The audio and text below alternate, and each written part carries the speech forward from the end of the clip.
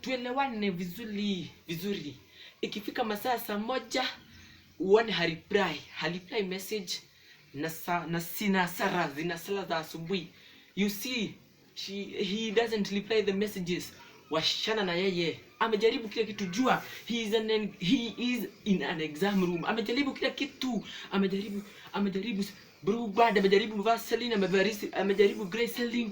Jua saa hizo ako in an exam room. Saa hiyo jua anatumia sanitizer. Amejaribu kila kitu, haisaidii. Jua wachana na yeye, usimsubuie masaa ya asubuhi ama sina sara za jioni. Jua he is in an exam room, ako busy. Amejaribu kila kitu. Amejaribu kila kitu.